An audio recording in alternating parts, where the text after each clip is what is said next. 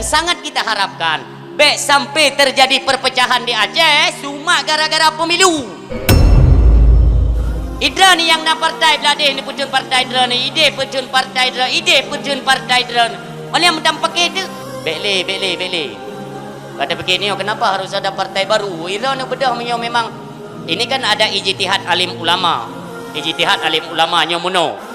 Kenapa? Karena beranggapan ulamanya wakah ketim bubuknya kuno deng gerok kuno bubuk gerok ku kalinya. Itu anggapan ulama. Menurut ditanya, gua dengar aku, ni buka di partai ron tabo. Ibi. Menurut ijtihad ulama itu jalan yang baik menurut mereka. Kalau menurut kita memang itu kurang baik, ciptakan yang baik. Gunanya untuk mensejahterakan rakyat Aceh.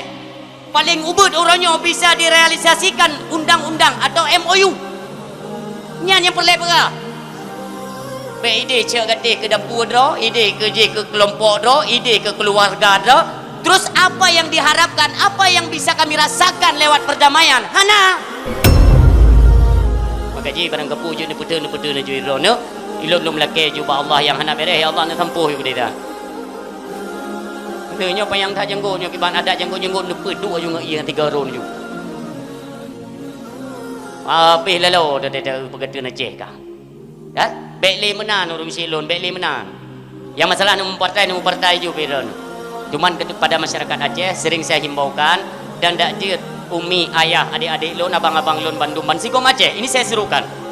Apapun tingkah dan langkah ulama hari ini, apakah beliau terjun langsung dalam satu partai, jangan pernah kita musuhi. Yang ingat kalimat. Ya?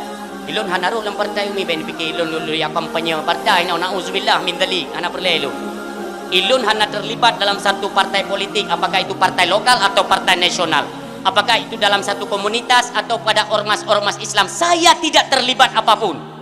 Mesapu hanaru ulun